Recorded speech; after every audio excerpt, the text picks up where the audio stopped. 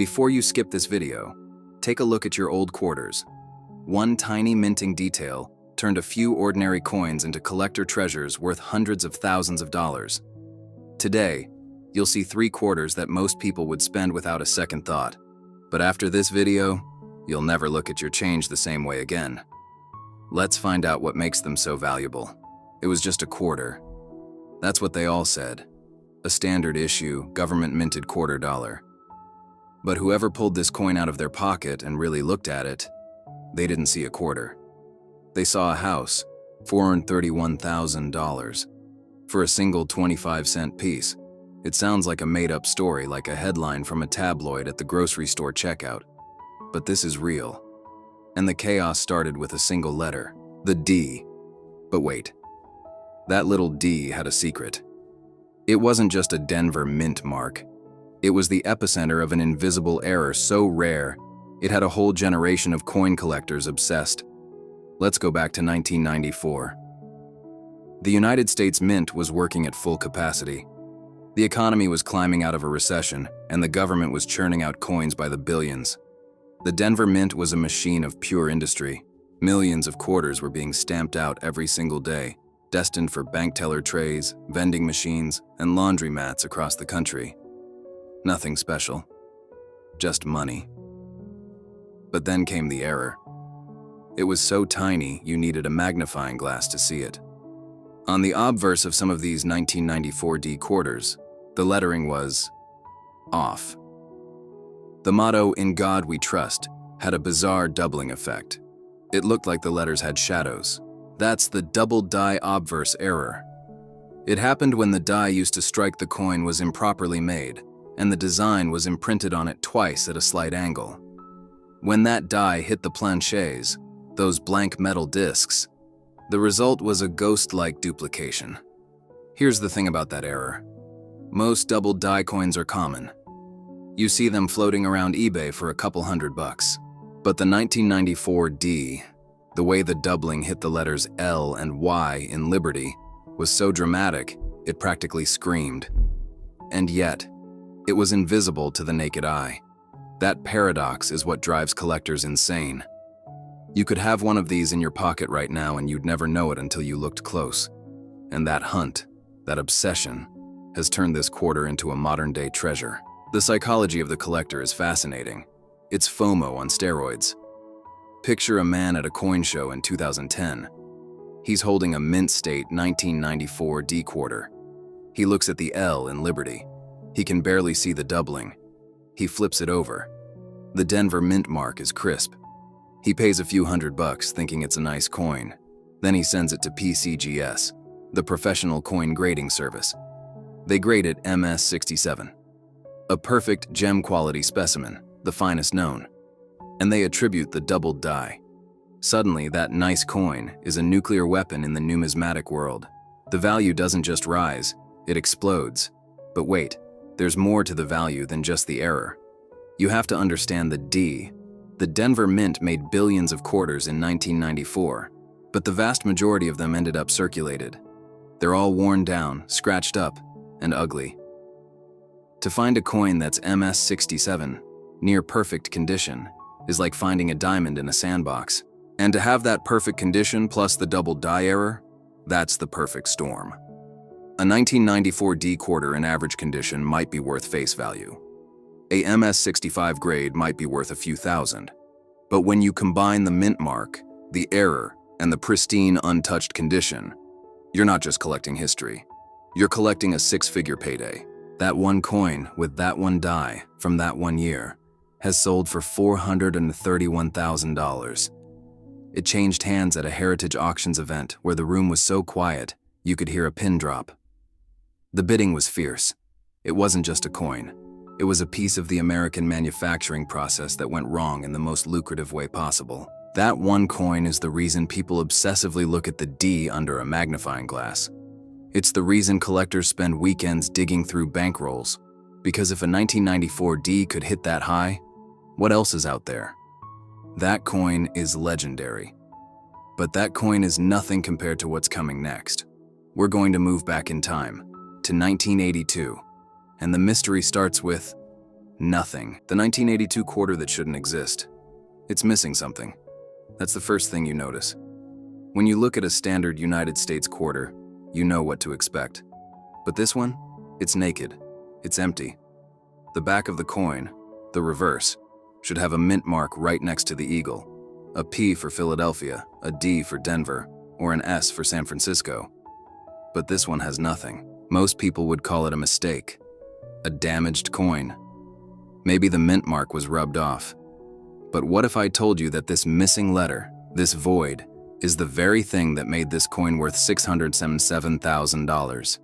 You're probably thinking, wait, if there's no mint mark, doesn't that just mean it's from Philadelphia? They don't always use a mint mark. You'd be right, normally. But 1982 is different. 1982 is weird. 1982 is the year the US Mint did something that changed the game forever. See, for most of the 20th century, the Philadelphia Mint didn't put a P on their quarters. It was just a blank space. If your coin didn't have a mint mark, you knew it was from Philly. No big deal. But in 1982, the Philadelphia Mint made a change. They decided to start using a P mint mark on all their coins. It was a huge transition.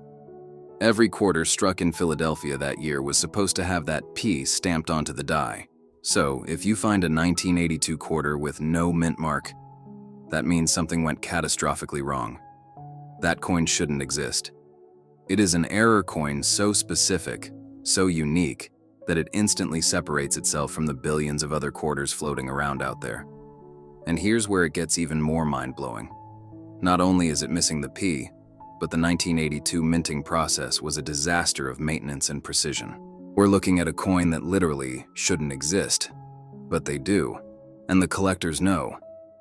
In 1982, the US Mint was desperate to save money. The cost of copper was rising, and they started experimenting with the composition of the quarter. They switched from the classic copper-nickel sandwich to a different alloy. This means that the very material of the coin changed mid-year. So now you have this beautiful, rare error where the mint mark is missing, and on top of that, some of these errors were struck on the wrong planchets. Wrong metal. Imagine the scene. The mint workers are replacing the dies. They're tired. The press is running at full speed. A punch comes down to stamp the mint mark onto the die, but it misses. Or the die itself doesn't get the P engraved. That die is loaded into the press, and hundreds of thousands of these blanks are hit. But not all of them are worth a fortune, only the ones that survived in perfect condition. We're talking about the MS-67 grade again, that incredible condition. Let's talk about the collector psychology here. This isn't just about owning a coin, it's about owning a mistake, a God-did-it error. When you hold a 1982 no mint mark quarter, you're holding an anomaly. It's the forbidden fruit of numismatics. The hunt for this coin is unlike any other.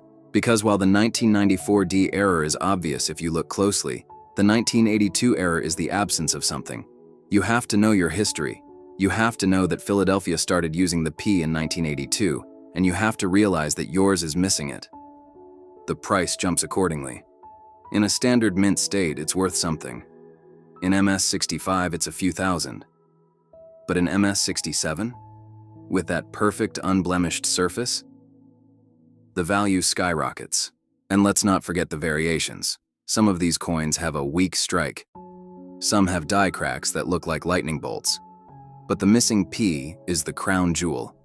It's the king of the transitional errors. That one coin, the one with the missing mint mark in that high grade, sold for $677,000. It made the headlines. It shocked the world.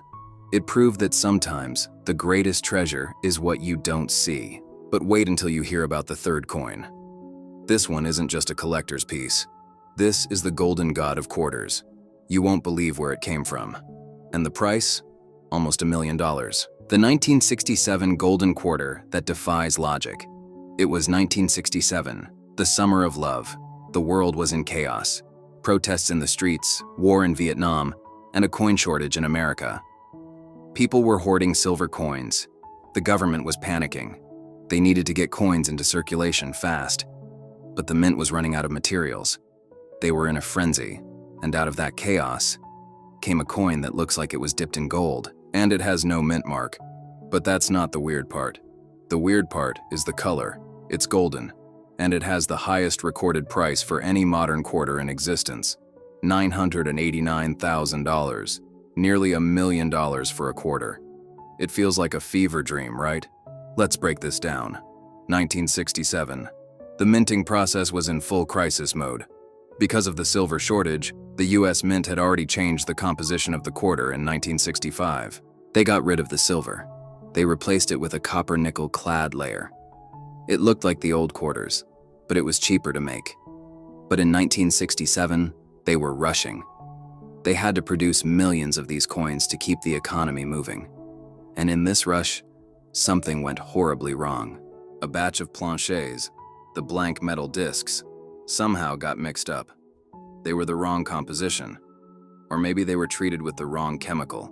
We don't know for sure. But what we do know is this. When the die hit the blank, the coin came out. Golden. Not silver. Not the dull gray of a typical quarter. It was a stunning, rich, golden color. It was an accidental proof, a scientific anomaly. The copper in the coin was somehow enhanced, creating a patina that looks like pure gold. The US Mint tried to hide it. They melted down the ones they found. They tried to pretend it didn't happen. But a few of these golden coins escaped the melting pot. They ended up in circulation, and now they are the holy grail of coin collecting. Here's the mystery. The coin has no mint mark. Just like the 1982, it was struck in Philadelphia. But the P wasn't used in 1967. So the missing mint mark isn't the error. The error is the composition itself. But wait, it gets better. The 1967 golden quarter isn't just about the metal. It's about the strike. The dies used in 1967 were often over-polished. The mint was trying to squeeze every last drop of life out of the equipment. This led to die polishing errors, where the surface of the coin looks like a mirror. On a normal quarter, that's a defect. But on the golden quarter, the mirror finish enhances the gold color. Collectors are obsessed with this coin for a simple reason. It's the mystery coin. We don't know exactly how many were made. We don't know exactly what caused the golden color. It's a scientific riddle wrapped in copper. The psychology of the collector is on full display here. The FOMO is insane. Everyone is asking, was there another batch? Is there one hiding in my dad's old coin collection? And the value reflects that fear and obsession. A lower-grade golden 1967 quarter might sell for $10,000. A near-perfect MS-66 sells for hundreds of thousands. But the MS-67? The one that survived 60 years of circulation without a single scratch? The one that maintained that brilliant, vibrant gold color? That one hits the headlines. In a private sale that made the collector community gasp, a 1967 quarter, with no mint mark in MS-67 Plus condition, with the golden patina, sold for $989,000. It's the price of a house. It's the price of a Picasso sketch. For a coin you could have gotten in your change at a 7-Eleven in 1968. That coin is the ultimate proof that the things we overlook are often the most valuable. So, the next time you get a handful of change, don't just toss it in the drawer. Look at the dates, check for the D or the P, and most importantly, pay attention to the color. If you ever see a quarter that looks like it was dipped in gold, hold on to it tight. Because you might just be holding a piece of history worth nearly $1 million. If you love finding treasure in your pocket change, hit subscribe, because the next coin might just be in your wallet right now.